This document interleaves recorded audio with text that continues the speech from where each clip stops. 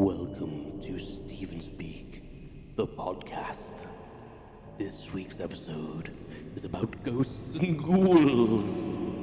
Join me if you dare.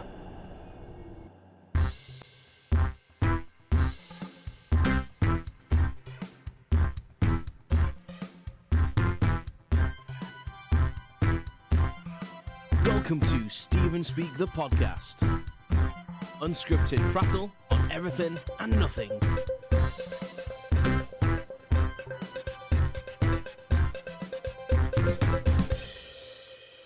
Hello, welcome to Stephen Speak, the podcast. Thank you very much for joining me. This week's episode, excuse the intro there, is about ghosts and all things creepy and ghouly and such things. So, yeah, I was trying to do my best Vincent Price impression at the start. I was going to try and do like the whole thriller laugh, and I did do a good one, but I felt that I practiced one, and I felt that I'll leave it to the man himself on the thriller record. That's a cracking record, actually, and that's a cracking rap by Vincent Price. And he only ever did it live once on a talk show in America. I recently discovered through the power of social media. So, yeah, there you go. Anyway, I digress. So today I'm going to be talking about, as I said, ghosts and ghouls. Now, these are my own experiences of ghostly happenings. No need to phone the Ghostbusters. I think we're okay. Because I think most things can be explained away. Paranormal stuff, I think we can explain the majority of stuff away. Other things, it's a little bit more difficult, isn't it? We kind of find ourselves sometimes, in that weird area of like trying to be scientific, trying to be logical, but sometimes things don't really add up. So, in that um, along that lines, I'll give you a couple of ghost stories in quotation marks that I've had happen to me, or I have seen and tried to test the theory kind of thing of like said happening. Because I've had a couple of creepy things happen to me over the years, and it's always nice to. It's kind of I find it's kind of always nice to kind of keep a level head where you can. But I also can't explain a couple of them, so I will start with one that I think is explainable. And well, it's kind of explainable, but it's not at the same time. Because I didn't at the time. I actually thought I was seeing a ghost, and someone said it was because I'd been drinking a certain type of alcohol, and this is like kind of like a story behind the alcohol that you can have these weird experiences. Excuse if my mic's changing. I'm messing with the settings as I'm talking because I feel like it's gone a little wonky. I don't know whether that's coming across. Maybe it's just my hearing today. I've been to a what do you call it? I can't, my brain. Like a transport festival, and there was big trucks there. And they were making a lot of noise. So I think my hearing's got a bit bonkers today. So I feel like the mic doesn't sound like it should. Maybe it's just me. Anyway, God, I talk shit on this program. That's the whole idea of it. Thank you for sticking with me, by the way. And if it's your first time, don't expect things to improve. But thank you for being here, and try to stay with me. This will get interesting. I hope. Interest me at least, anyway. So yeah, the first experience was I was at a friend's house, and this is when I was at college, so I was probably like 18, maybe 19. I think I was about 18 though. And we'd been doing shots, and I was quite drunk, and I came home, and I think my parents were in bed. They may have even been out on a night out themselves. I'm thinking, I think that was the thing. I think I came home and no one else was in, and I was quite drunk, to be honest. And I got myself a drink and made a snack. I used to come home when I was drunk at that time and make a fold over pizza sandwich. So it was a piece of bread, and I'd squirt tomato sauce on it, put some cheese on it, fold it over, put it in the microwave for like 20 seconds, and then eat it. Delicious. Try it. It's made me want to eat one actually. Sounds disgusting, but when you're pissed, it's the best thing ever. And if you've got a bit of oregano, because that just makes pizzas taste like pizza, or things taste like pizza, as the case may be. So I'd got that in one hand, got a like juice or Coke or something in the other hand to go to bed with, and I try and like rehydrate slightly. And I was walking upstairs, and I've been doing shots of absinthe, which is an alcohol, I believe from Europe. I don't know where like the origin of it is. I want to say like Romania or somewhere like that, like Eastern European drink. Um, and the only reason I say that is because I know one of my mates went somewhere like Romania and brought it back and kind of said that's where it's from. So I'm basing that on some factual information that someone else told me, or potential factual information that they thought was factual. Anyway, so I'm walking up the stairs and I'm quite drunk and I'm quite tired at this point. It's quite early hours in the morning, and I'm staggering into my bedroom, and I, I I'm gonna go veer off to the toilet before I go to my bedroom. I decide. Have a hands-free piss, and I can see like a weird green glow in my bedroom, and I'm like, "What's that?" And I just presumed like my dad used to go in my room and watch like Discovery Channel on my Sky because I had Sky TV in my room that I'd paid for myself, and I just presumed he'd gone in my bedroom and was like, "I'm gonna watch your Sky TV, Steve," which he used to do quite regularly, and it was quite annoying. And so I kind of like dismissed it a little bit, but then I was like, no, it's actually if it is my TV, it's kind of coming from the wrong side of the bedroom because my TV was near the door and it was kind of emanating from where my bed was, and I was like, so what is that then? Maybe it's something from the outside where it's coming like the lights coming through my window kind of thing. And there's a lot of people down the road and stuff like in the back gardens had quite big fancy spotlights, and we had quite large gardens, so I thought maybe it's like a weird reflection off someone's garden or a pond or creating this green light. And I remember just like peering around the door and seeing this like floating green, not really like it's like gaseous, but not gas at the same time. And it was like glowing and it moved and it like just dispersed and like just disappeared. And I was like, whoa, what was that? My initial thought it was Slimer from the Ghostbusters, if I'm honest with you. But I wasn't scared. I was like, what the hell was that? And it's one of the moments where you think, did I see that? Did I imagine that? So I went for a piss and I went bed. Didn't really think much about it, and I was telling my mates maybe the following week at college that I'd had that weird experience, and someone overheard me and went, "Oh, you've seen the Absinthe Fairy?"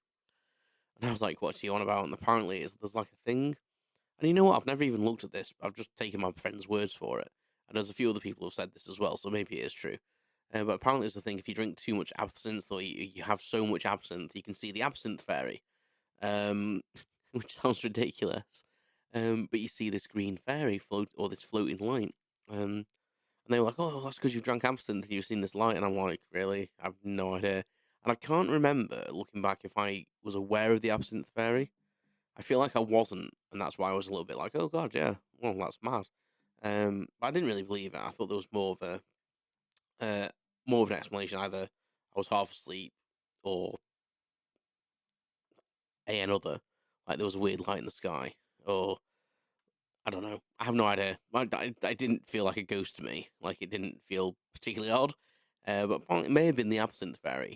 Keep an open mind. Fairies do exist. Like don't deny fairies. I wouldn't want any of them to drop dead. Like I'd clap my hands and bring them back to life. I don't know if you heard that. I was clapping my hands, twatting the microphone in the process of it. But yeah, I don't know.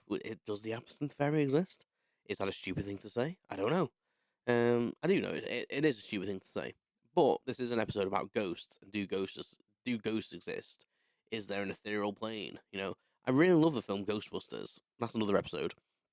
Um, but where do we go?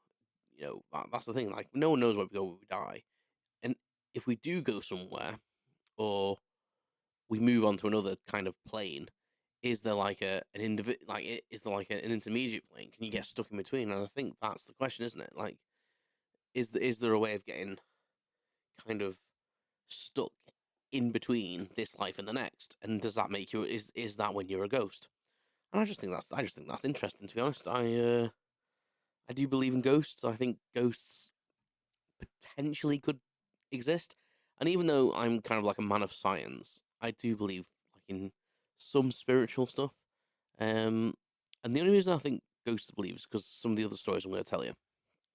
So first one, maybe maybe not a ghost, maybe the Absinthe Fairy, probably not, probably just the rantings of a drunk person who's maybe kind of heard of the Absinthe Fairy and has imagined it. But who knows? I'm going to clap again, just in case fairies exist. Um, just have a sip of brew, sorry. I've got a cup of tea. Very dry today. Hay fever season's kicking my arse a little bit. And I am very British and I have to have a brew. So, next story. And for me, this is connected with another story. Now, you can find this on YouTube, and if I can find the video, I might link it down in the description. Now, in Crewe Station, there's a subway that runs underneath the station, and I've had an experience there. But this is the story that I'm going to tell in a bit. That's the story I'm going to tell in a bit. The story I'm going to tell now is also down the subway in Crewe Station, the South Subway, and a few years ago they made a new entrance to the station, and a couple of the staff there that I know, one of them I went to school with, the guy that put it up, Colin. I actually went to school with him, and when they were building a new entrance, they put this new shaft in, this new like lift shaft and entrance way, and they had to dig down and whatnot, and they made that part of the existing subway and then opened it up to the public. And during the construction phases of it, there was a really, really, really weird noise. Like when I say weird noise, it was, I would say, my logical brain thought it sounded like a wounded animal or some sort of like maybe fox or something calling out. It sounded like a harsh kind of breathy howl kind of growl. It was a really, really, really weird noise. Let's say that much. It was like a breathy, exhaling noise as well. But the video that they put on, a lot of people were saying that it's the wind down the shaft that they've created. It's the it's the um yeah, it's the wind. It's the wind down the shaft. It's either a wounded animal or another animal in there, and the way it's echoing is making it sound weird and scary. And because it's a dark, because obviously the subway was they had to turn the electric off, so there wasn't much lighting down there. It's quite a creepy place anyway. Um, and that all sounds logical, wind and stuff like that. But the video on YouTube, and I will try and link it if I can, if I remember. So just check the description. And if I haven't linked it, let me know, and I'll try and post it on social media or something. Because my memory is terrible sometimes. In fact, I'm gonna write that down to like just so I can kind of semi remember. I'm gonna write it in my getting shit done podcasting journal. I say I'm writing this down, but then I've got to remember to look in the journal, haven't I? Okay, so link to scary video in 21, which is this one. Is it? Yes. I will at some point be more organised. Maybe.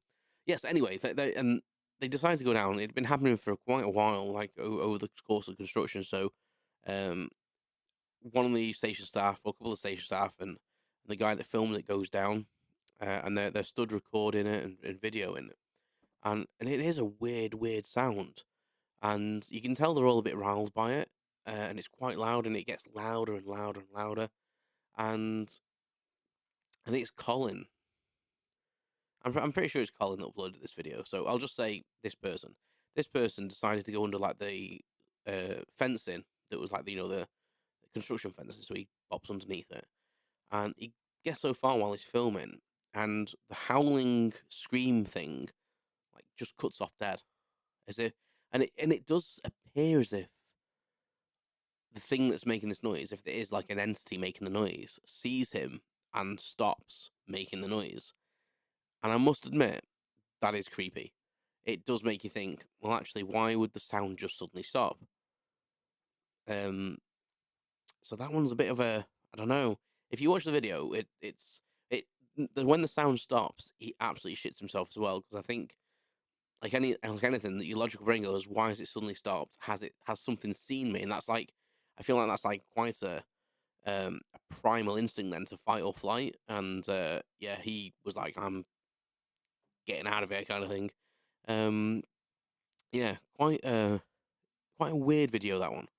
But my experience down in the subway at Crewe Station was way before they started making that entrance. It was when I worked for Virgin Trains. Um, and I was a full time member of staff, so it's probably like 2001, 2003, maybe even 2004. And they'd asked me to do a couple of night shifts, and I'd never worked night. It wasn't my in my roster to work a night shift, but they were low on staff, and they said, Steve, would you come in? Just it's just for security at the station. I was like, yeah, no worries. So me and the guy that worked in the booking office called Neil, I pretty much stayed with Neil all night because I had no other duties to do apart from every so often wandering around and then just having my break. So we did station security checks every couple of hours, and on one of them, there was just like a weird feeling. I mean, you get these feelings when you're on nights, because it's like a weird feeling to be awake at that time of day. Um, it's a weird thing because the train station is normally full of people, and it's a very different atmosphere. When it's like walking through a housing estate, when a housing estate is very busy, and you walk through in the early hours of the morning, and it's very very quiet, or like a town centre. It kind of unnerves you because it's the opposite to what it should be. And it's very very much like a train station, like in the early hours of the morning. It's deserted, and that in itself is weird. So we go on this walk out, and it's probably about 2, 3 in the morning. We'd already done a couple already, and there was a cleaner on duty, myself and Neil. So we're walking along platform 5. So if anyone knows Crewe Station, you know where we are. We're walking along platform 5. We were heading towards the subway entrance, and we're walking along. We heard a door slam over towards like platform 6, 12 area, and it slammed with such force. So I got on the radio, and I was like, you know, radio in the cleaner. Uh, you all right? What's going on? And he was like, why? What's up? And I was like, well, who just slammed that door? And it sounded like it was our office door over on platform 6, to be honest with you. Um, and he was like, oh, I'm eating some toast in the mess room, which was over on platform 5 where we were. And we were like, are you sure? And he was like, yeah, yeah. And it sounded like our office door. And I was like, well, that's a bit bizarre. And then after he radioed it did it again. We were looking right towards it. Well, it came from, we realised, we honed in on it then, that it was a door near platform 7 and 8. Because it was literally, you could hone in on it, and we were like, he was like, was it that door there? And I was like, I think it was that door. And I was like, that's really bizarre. Because no one else could get doors locked. And we could see that it was locked, and we didn't see anyone. Didn't see the door move or anything like that. And I was like, that's really bizarre. Like, I know, like, sound carries strangely sometimes in places, so it might not have been that door. But it was really weird. We shook it off and thought, oh, there are other people all the way over on the side of the station. There are a couple of people in them offices, so maybe the sound's carried weird. Whatever. So we just carried on chatting. When I personally didn't feel uncomfortable, I was just like, well, that's a bit bizarre, but shook it off. We carried on talking about whatever we were talking about. Grand Theft Auto was out at the time on the PlayStation 2, so we were probably yapping about that. Um, so we started walking down the ramp to the subway. So the big long ramp that takes you underneath the station and underneath the platform into this big subway. And it is as it sounds. It very much looks like you're in a nuclear bunker. If I'm honest with you, like it's just walls, and you've got pipes running down the walls, and signaling equipment, and cables and stuff like this. So we're walking along and chatting, and we're heading towards platform 12 because we're going to go over from platform 5 side over to platform 12, back to 6, and then up to the booking office where we're going to have another brew. So we're walking along chatting, and then we kind of both realise at the same time that you can hear our feet hitting the floor, but it sounds like someone's behind us walking as well. So you've got our footfalls. We're not on gravel, by the way. I was just trying to make a thing. And then I kind of like we're chatting, kind of like walking along, chatting and stuff, not really making eye contact, just like. And I turn and glance at him, like as if to say, "Can you hear someone behind us?" And he looked at me as if to say, "Can you hear that as well?" And I went stone cold because I was thinking he knows. It was some sort of like instinct, and we both stopped dead at the same time. And as we stopped dead, there was two more behind us, like two extra footfalls right behind us. We both turned around at the same time, and I've just had a chill down my spine thinking about this because this was genuine, and there was no one there, like absolutely no one in there, and it sounded like all I can say is it's railway issue shoes have hard soles. Like they issue really nice shoes, well back in the day, and it literally just sounded like a guard's shoes hitting the floor on the concrete. And I just looked at Neil, I was like, "Did you hear that?" And he was like, "Yeah, there was two extra footsteps right there behind us, like less than 6 foot away from us. The sound came from, and there was no one else in the station. There was no one else down. The well lit this subway was at this point, really well lit, and yeah, that kind of featured out. We were not far off like the entrance to platform 12, so we kind of panicked a bit and just pegged it up the stairs. Ran the last little bit of the way and pegged up the stairs, and kind of got to the top of the stairs and we were like, oh my god, that's mad. And we went straight back to the booking office and we were like, we'll go down to platform 6 in a little bit. We went straight back to the booking office and kind of had a bit of a laugh about it, but then at the same time was like, holy crap, that was really bizarre. Like really, really, really bizarre. And to this day, there was someone in that subway with us, and I am genuine. There's no other logical explanation for how that sound could have occurred right behind us. We both stopped walking at the same time. I could hear his feet separately to mine, and this was a third set of footprints. It was the most bizarre thing. And I spoke to some other members of staff that worked nights and people that worked there, and they've all said the same thing: doors slamming on the station, and um, and footsteps basically. Really, really, really scary. Um, yeah. So, what do you think of that one? I personally, I can't explain it. I was there. I felt it. It was horrid. Just going back to the other one, actually, the weird sound one. I just wanted to add to that. Actually, after that video came out, I watched it, and I was working for Network Rail at the time as a mobile operations manager, and I actually went down to the subway the night they turned all the electrics off to redo the electric power, and I stood in that subway in the pitch black for an hour, because I had to be near the station in case anything went wrong. So I wasn't just bagging work. But I went down there and stood, well, say an hour. It was probably about 40 minutes or so. I stood in the pitch black, in the dark, trying to listen out for this sound, to try and see something, and saw nothing. And the team leader on the station thought I was nuts. He was like, I am not going in there. I'm not going down there unaccompanied. It's haunted. Like, why would you even stand down there for 40 minutes? And I'm not saying I'm brave. I just thought there's got to be an explanation, and I'm either going to find it or I won't. And I didn't. I didn't hear anything, didn't see anything, and I was kind of disappointed, really. And I stood there in the complete dark, and it was absolutely pitch black. Um, I've got pretty much all mine from Crewe Station, to be honest. In the same time, when I was a mobile operations manager, you don't need to know what that job is. You can Google it. There's a video on Network Rail's website, on YouTube about what our mom does. We do more than what the video says, actually. I'm not a mom anymore, but yeah, mom. It sounds funny, doesn't it? Um, and our office used to be on platform 12, and platform 12 buildings are well reported to be haunted as well. And I've never seen anything up there up to this point. And I was in our office, so there's a big corridor, dog legs round, and there's offices, like large offices. I think it used to be the pay office. And our office had a big, huge room, and then two side offices off from that. So there was one entrance into this big office, and then mine was on the top corner, and it was a little like rectangular room. So I couldn't see from my desk. I had no line of sight to the door that came into the main office. And I was sat there one night, and again, probably about 1:30, 2 o'clock in the morning, and just doing some paperwork, scanning some stuff in, filing stuff, trying to organise the computer, trying to make myself busy to make the night go quick. And I heard someone open. I've heard the office door open many, many times, and I heard someone type in the key code. Well, say type in the key code. It more sounded like someone putting a key in and turning it, which it was a key code door, so that didn't make any sense to me. But I heard handle turned on the door.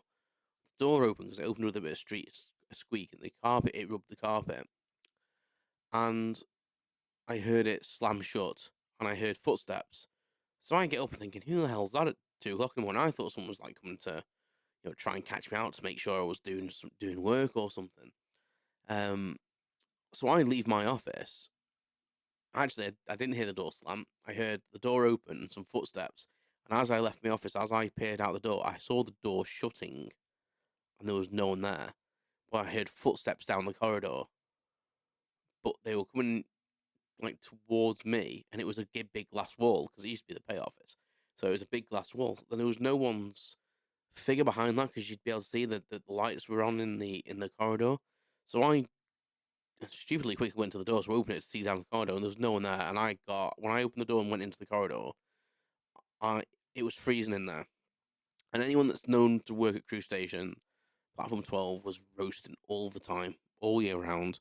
And I went freezing, and I was like, nope, not having this. So I went into the office, grabbed my food and got, because I was about to eat as well to have a bit of a break, and I literally walked back to the van, which was parked along the side of the station, and sat in it in the van.